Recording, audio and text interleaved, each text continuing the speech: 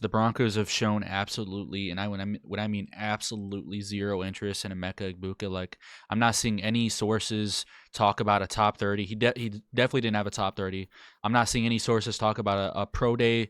I'm not seeing any sources talk about a combine visit. Nothing.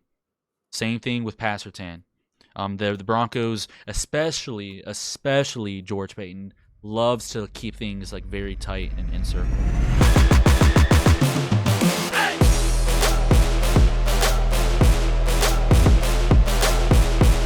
Welcome back to another episode of the Broncos Avenue podcast. I'm your host, as always, Amir Farrell, with my co-host Evan Petruk, to talk about Denver Broncos, where they're going to go in the first round, why they will not draft a running back in the first round of the 2025 NFL draft, or at least why they may not draft a running back.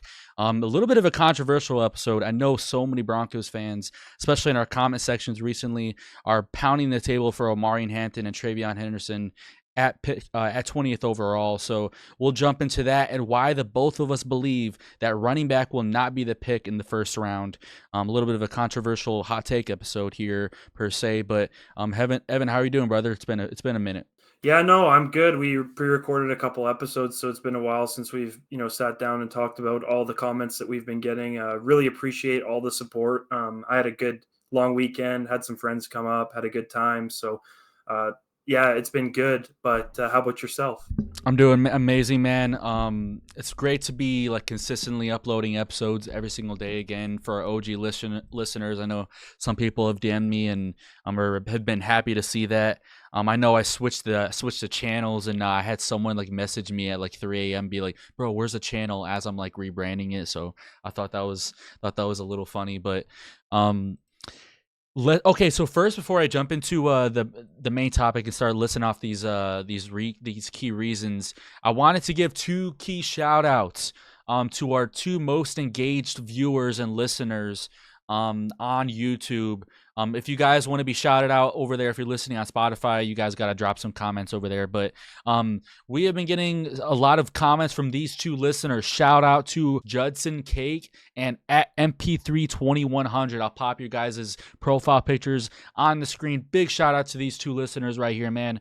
These guys have been engaged in every single comment section. Whatever we're talking about, even like 20 minutes into the episode, we'll be talking about, let's say, for example, Devon Vele. They're commenting down below what they think about Devon Vele, which shows us that they're actually listening to the whole thing, which is boosting our watch time and our average view duration, which pushes us out more and grows our community. We just want a big community here on Broncos Avenue. So thank you guys so much to Judson and MP3. You guys have been awesome. Nothing but positivity in the comments. Want to keep doing these. We'll be doing these like almost every episode where we promote our most engaged viewers and listeners. So thank you guys so much. Yeah, no, really appreciate all the support, guys. I really appreciate all your opinions as well. There's a lot of debates in the comments about whether someone likes TreVeyon Henderson more than Caleb Johnson, stuff like that. And it's really engaging. And whether we disagree with each other or not, at the end of the day, it's Yeah. starting a conversation, and that's key. That's kind of what we want to do here, right? We don't want to just be block out everything else and just not talk to anyone. We want to hear your opinions and your sides of arguments, and we really do appreciate the feedback on the pods. Absolutely. Looking to build a community here now. We're just not gonna say and be two robots on the screen. I think that's a little bit of an issue we had in the past. But super excited to jump into today's episode. We're speaking of debates and controversy. This one should probably do it for the community. All right. So why the Broncos will not draft a running back in the first round? Starting off with my first point. Every time Sean Payton and George Payton get asked by the media how they're going to add weapons in this draft, they kind of change the subject to adding a running back or adding to the defense to support Bo. And instead, they'll talk about how highly they feel about the wide receiver room. Now, I want to say this. Think of it like this: if you were the GM and head coach, wouldn't you do your best to try masking which position you were actually targeting on day one? Now, I know some people will heavily disagree with this, but what do you think about this, Evan? I'll dive a little bit more into it, but what do you think? It happens all the time, man. There's smoke screens all over the place. It happened last year with JJ McCarthy. You never want to tell someone or tell the media because it's all you're playing the game at the end of the day. It's the offseason is still part of the season. You're putting up smoke screens and trying to deter people from jumping in front of you, especially Sean Payton, who had Mahomes taken a pick before him after he got jumped. You never want to reveal your intentions, especially when you have teams like the Chargers and other AFC rivals that are picking around you that are, having some similar needs to you. Why would you want to say, oh yeah, we at pick 20, we're going to take this guy? If the guy that's 2 picks behind you wants that guy, then they're going to start, making trades and moving up to get that player. And then you're stuck with between a rock and a hard place in that situation. So I don't think that them talking, and especially when they talk about running backs, they're talking about 2 to 6, George Payton, 2 to 6. They talked about rounds 2 to 6, Yeah. great running backs. Like, I don't understand like why people are so, George and Sean they're like, oh yeah, we're happy with the receiver room. That really means nothing. At the end of the day, we will know what is going to happen and what they are thinking once the draft is over, because there's no way that we would be able to tell unless we were Sean or George. Like, you can't really tell what's going to happen until it does, because we're not in charge of the organization. Who remembers last year? I know there's at least a few listeners out there, and I'm sure Evan will remember. Who remembers last year before the draft, Sean Payton, George Payton saying that they think Jarrett Stidham is a starting quarterback in this league? Yeah, Who, like who did they end up taking at 12? Bo Nix. Like, it happens all the time, and it's just, I think that it happens every year, and it's like people almost forget that it's like these teams, just because the season's not going on, aren't just all buddy and like, hey, yeah, who are you guys going to take? No, they're not doing that. It's a game all year round, and it's a mental game, and I think that they could be happy with the receiver room all they want, but it's one of those positions where you can never really have too much of it. And I remember before the season last year how happy we were. We're almost like, we almost have too many problems in the receiver room with like guys that we want to play aren't going to get playing time. But then look at what happened during the season. We had Lil Jordan Humphrey playing the second most snaps out of our receivers, and we're all pounding the table to play Troy Franklin and Devon Vele Moore and Marvin Mims. And you could say you're happy with it all you want, but the production last year wasn't, especially in the early season when we had like guys like Lil Jordan Humphrey and Josh Reynolds getting the ball all the time and taking reps away from these younger guys that we all liked. I don't think you can ever have too many, and especially in a weaker receiver class when the top end is very solid receiver prospects. I don't think that you would end up writing off receiver in the early rounds because you're happy with your receiver room. That's the perfect segue into my next point. I was gonna mention, like, for anyone claiming that a receiver core is good enough to pass on wide receiver in round 1, which, by the way, is a very weak receiver class. If you were gonna get a receiver, wouldn't you want to get the best in a weak class and not wait till like the 3rd round where you're like getting like a guy that's just barely good enough, who's probably not going to even be like wide receiver 3, he'll probably be wide receiver 4, if not like wide receiver 5 at best. Like, let's be honest, like if we're not getting a wide receiver in this class, you'll probably be getting one in like round 3, because they'll probably maybe go tight end round 2, and by the time you're going round 3, like, dude, he's not going to be starting over Vele, not starting over Franklin, not starting over Mims, not starting over Sutton. You might as well get the like one of, if not the best in the class at 20, and that's very doable. Like, a lot of mock drafts, they do have Ted McMillan, Matthew Golden, and Egbuka like there at 20. Maybe one of them will be taken by Dallas at 12, but I think I can make the same argument that just like you guys say our wide receiver core is good enough to pass on wide receiver, I can make the same argument that Audric Estime is good enough for us to pass on running back round 1 and take a running back in round 2. He showed flashes last year. He's only 21 years old. He averaged 4.1 yards per carry as a running back 3. You can draft a running back in a very deep running back class in the 2nd round to pair with him, and at the same time get the best receiver in the class.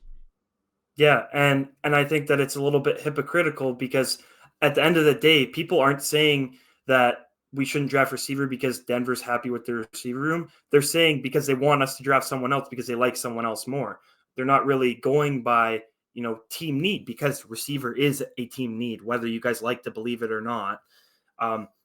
and justifying taking a second round talent running back in the first round when I think it's pretty consensus on a lot of people's big boards that TreVeyon Henderson is running back 5. There's a couple I've seen. I can't name any off the top of my head, Some have but RB3. some have him RB3, yeah, but it's at the end of the day, it's also scheme fit, and what you have in the room. But I'm not going to get into that. The point is if you don't like that the Broncos do have a team need at receiver, and you like our receiver room, I like our receiver room as well. I'm not saying that we don't. Who on our team is like Emeka Egbuka? Is there anyone on our team that's like Emeka Egbuka? Is Devon Vele the closest thing, and they're not even similar? Like you don't have anyone like that on your team. So what is the problem drafting a receiver like that, which opens up your offense even more and lets Bo thrive even more, opens up the playbook even more to more success? And you're not stuck handcuffed like last year when it's like anytime in the later season when Lil Jordan Humphrey comes on, they're like, oh, they're running the ball because he can't catch. You're not having the ability to swap personnel and have different formations where you're taking a solid receiver prospect, which you don't have someone that has that archetype on your team already. I don't see why you would be upset by it. And I don't see why you think that TreVeyon Henderson would need to be picked at 20 when I bet you he's going to be there in the second round. So I don't really At the get it. very most, you'll trade up for him.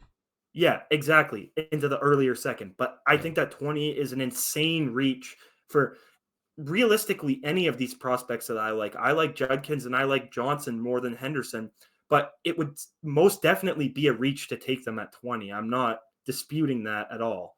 But I think that in a weak receiver class, a receiver prospect that's very good, that is not something that you already have on your team, should be the priority in a receiver room that has a hole for a player like Emeka Egbuka or Matthew Golden. Yeah, I think you need a receiver with an expanded route tree. And let's be honest, I love Marvin Mims, and I think he'll break out this year in his own kind of role. But I think they need 3 main guys in that room. And let's not lie to ourselves and say that we're one injury away, that we're not one injury away from disaster, because we kind of are. Troy Franklin, not really an expanded route tree. So he's had some drop issues. He's honestly not going to really break out till probably like year 3. Courtland Sutton, established vet. We can all agree he silenced me last year. He looks to be a good receiver. He'll get probably like a 2-year, 3-year extension. This Egbuka pick has nothing to do with Sutton. So many teams, the Steelers, for fuck's sake, they just traded for DK Metcalf when they have George Pickens, who in my opinion is one of the most talented receivers in football, and who literally has like one of a similar skill set. So you got two like wide receiver ones there in Pittsburgh. Why can't Denver do it? Who by a large consensus had like the worst receiver room in the NFL from week 1 all the way to week 18. But now I understand running back is such a pressing need. I get it. But you need a true wide receiver 1 week in and week out. And I don't think any of our receivers on the roster can provide that. Also, bringing in an Emeka Egbuka would only help guys like Sutton, Mims, Franklin, and Vele produce even better and create more one-on-one matchups for them. So ultimately, I just think we don't have a receiver on the roster right now who has a super expanded route tree that can help out Bo Nix in the short and intermediate pass plays. I honestly think, call me crazy, I think our best route runner on the roster right now is Devon Vele, and he was a 7th round pick in 2024. That's saying something, and he's 27 years old, by the way. So I think he's turning 28 this year too. Yeah, like late in the year. So yeah that's just. But I don't understand why anybody wouldn't want the best receiver in a weak class. yeah, and I think that people are kind of underestimating. People say it all over. I don't understand how people don't get this, but this running back class is extremely deep. You don't need to reach on a running back in the first round. I think there's enough people on the internet that are emphasizing that statement of how deep this running back class is. And just because you have a team need at running back, which you also have a team need at receiver, doesn't mean you need to reach on a running back when there are first round talent receivers that are most likely going to be on the board for you at 20, where a running back who's, first round talent running back, but the class is so deep that they're going to be there in the second round because there's so many of them. Why wouldn't you want to take the receiver in the first round and then the running back in the second round? I don't know. It doesn't really make sense how people would have that, be able to justify that. Obviously, I think that you might need to trade up for one of those prospects into the second round, considering how late the second round pick is. But that's a whole different topic. That's not reaching when you're trading up into the second round to get a projected second round player, in my opinion. Also, someone please correct me if I'm wrong in the comments. The Broncos have shown absolutely, and when I mean absolutely, zero interest in Emeka Egbuka. Like, I'm not seeing any sources talk about a top 30. He definitely didn't have a top 30. I'm not seeing any sources talk about a pro day. I'm not seeing any sources talk about a combine visit. Nothing. Same thing with Pat Surtain. The Broncos, especially George Payton, loves to keep things like very tight and in circle. Yeah, I think that they're doing a very good job of keeping this tight knit, and yeah, I hope they go there ultimately just because of Egbuka's expanded route tree. That's a big reason why I think they won't go running back round one.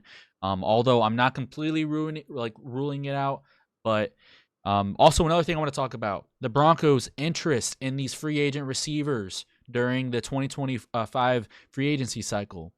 Cooper Kupp, Stephon Diggs, two of the most high-profile receivers in this year's free agency cycle. What do they have in common? They specialize in the slot. Cooper Kupp, known as one of the league's top slot receivers. Diggs played nearly half of his snaps from within the slot last season in Houston. What does Emeka Egbuka specialize? In the slot. Played like 76.1, I think, in the yeah, slot, or yeah, 78.1, something like that. I remember I high had that stat written 70s down. percentage in the slot. The Broncos, they clearly want, although I do like Vele in the slot, they clearly want an upgrade at the slot position.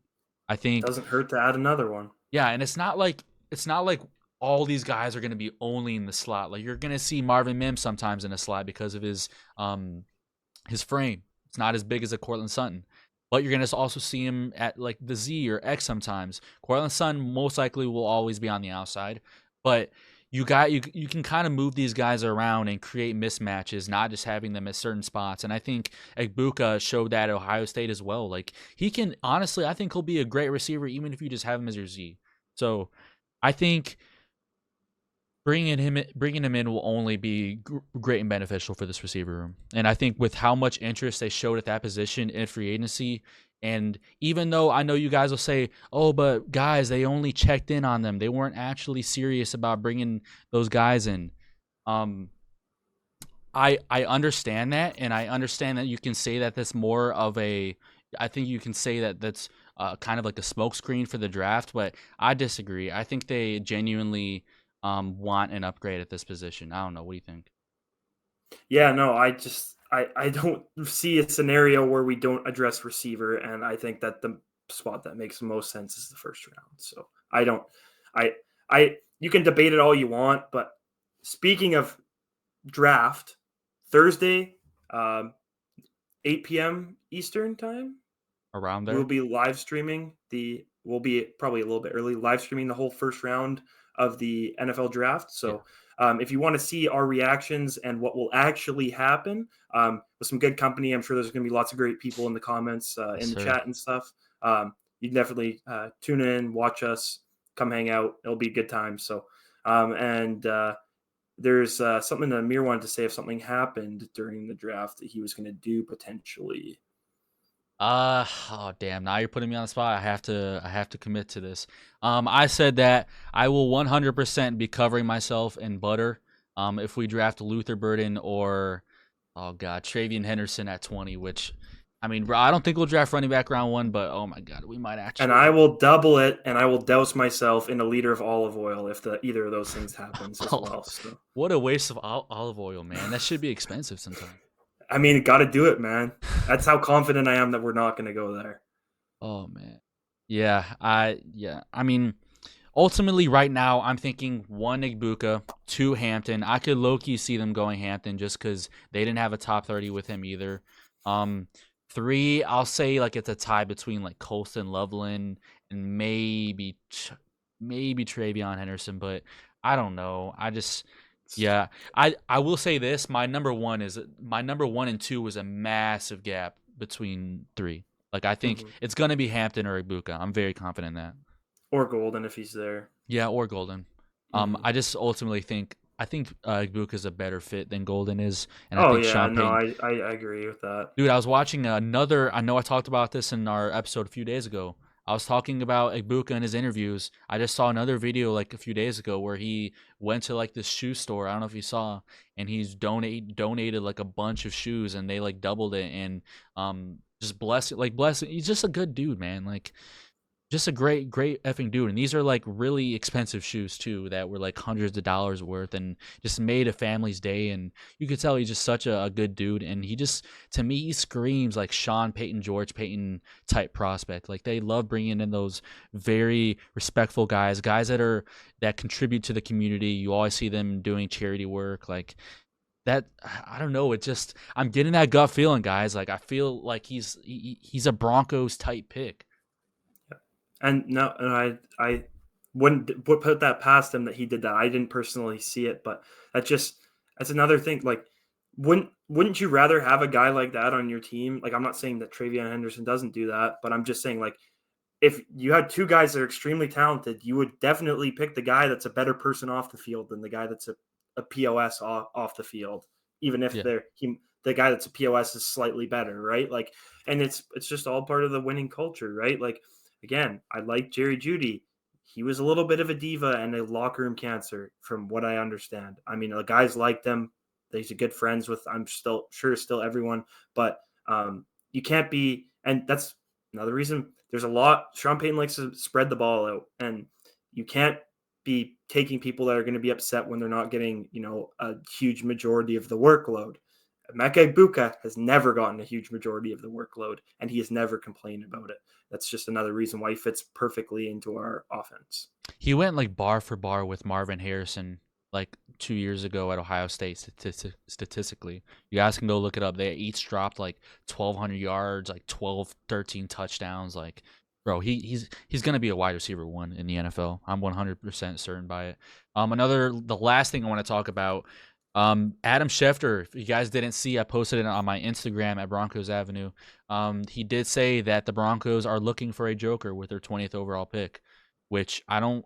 I mean, you can make the argument for TreVeyon Henderson being a joker, but I don't really think Omarion Hampton is a joker. And honestly, when I think joker, I think like wide receiver, tight end. I don't think running back. I mean, possibly you can make the argument. I'm not going to sit here and argue if you guys go to the comments and say TreVeyon Henderson could be a joker, but I don't. I see, and I can honestly see the argument against Egbuka being a joker, but I would argue that wide receiver is more of a joker position than running back is.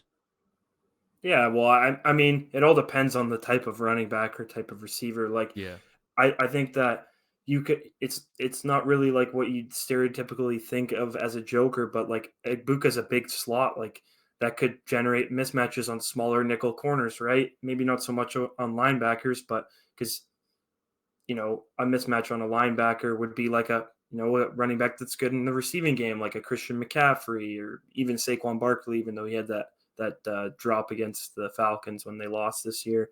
But it's just, I think that it all depends on the type of player it is. Like you could have a running back that's more of a joker than a receiver or a tight end, or vice versa, right? Like it all depends on what you bring to the table and what you do in certain schemes. So I could see schemes where TreVeyon Henderson could be a joker. I could see schemes where Egbuka could be a joker. Like it's just that piece that brings that versatility that you can even get the opportunity to create a mismatch that we were lacking last year, and that's the thing that Sean Payton was looking for. That's why he went out and got Evan Ingram, who might be, generate some of the biggest mismatches out of the slot that you can even have in the NFL. I saw a post. I can't remember who was ranking it. It wasn't CBS Sports or something. It was like best receiver tight end duos, and they had Bo Nix and Evan Ingram at number 3. It was like Mm, Mark Andrews and Lamar. Then it was Brock Purdy and Kittle. Then it was Bo Nix and Evan Ingram, and they haven't even played a snap yet together. Like that yeah. just shows how good people are expecting Sean Payton to be able to utilize Evan Ingram to his fullest potential, which he hasn't yet in his career. So I think it's only up, and I'm just excited for the season, man. It can't come any faster, can it? Yeah, exactly. Yeah, I'm really, really excited for this draft, man. It's for the first time in several years where I'm not 1,000% sure, where I'd never been 1,000% sure, but like I definitely am bouncing back and forth between some players. And while I do think Egbuka is going to be the pick, it wouldn't completely shock me if it was a running back. I know you're probably leaning more or further away from that, but at the same time, like another thing I want to bring up, because I'm not gonna sit here and be like, guys, they're not drafting a running back. You need to believe us. Like, I understand where you're coming from, because I will say this. Sean Payton went into last year with Cortland Sutton, Lil Jordan Humphrey, Troy Franklin, and Devon Vele, and said, "Yep, that looks fine. We'll be good."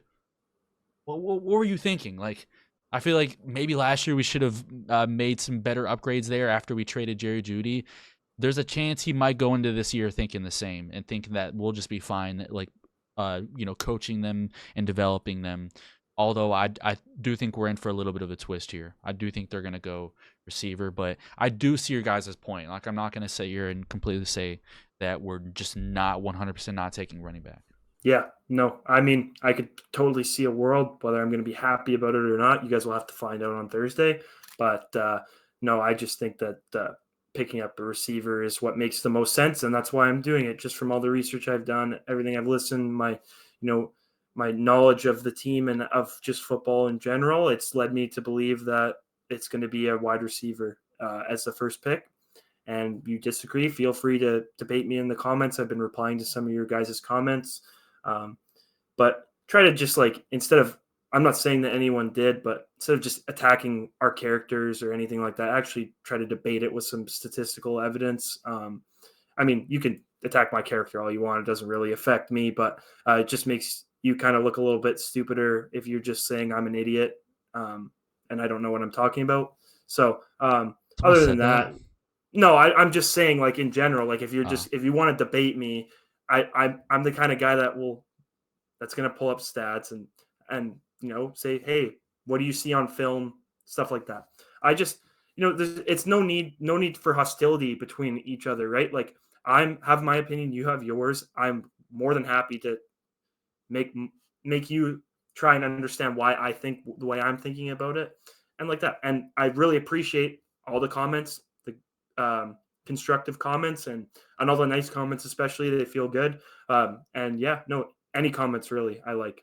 So but I'd like to debate whoever they want to in the comments. If they have a differing opinion than me, just make sure that you type it in there, and I'll be in there. So yeah, honestly, round 2, we should draft Tyler Shuck out of Louisville. yes, I've been seeing a lot of that gain a lot of traction, man. Like, he's such a good quarterback. Bo Nix, everyone says he's old. He's really old. He might only have a couple more years. He's gonna have that sophomore slump everyone's talking about. So taking Tyler Shuck, it could be smart. Week 2, Bo Nix has a bad game. You could put him in there, and then we'd be right in the playoffs. So I think it could definitely be a solid pick in the second round. Maybe even trade up back into the first round to get him.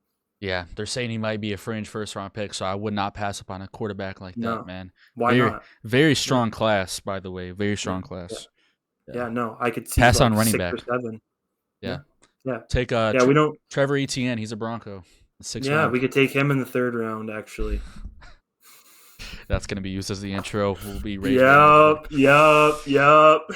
All right. Hope you guys enjoyed today's episode. If you guys are excited for the draft, make sure to be tuning in with us, joining us for our NFL draft watch party. Super excited for that. We'll be starting up 30 minutes early on Thursday night. Should be going live around like 5:30 Mountain Time, I believe. So, around there. So looking forward to that. Make sure you guys stay tuned, subscribe to the show, because we'll have more mock drafts come out. Our final mock draft will be out within the next few days leading up to the NFL draft. Officially, if you guys are watching, you'll be watching this on Monday, April 21st. There's 3 days left to the draft, man. Super excited. It flew by so fast. Let's get ready for this. Make sure you guys stay tuned for our final mock draft. With that being said, I'm your host, Amir Farrell, with my co-host, Evan Petruk. We'll see you guys in the next one. Peace out, everybody.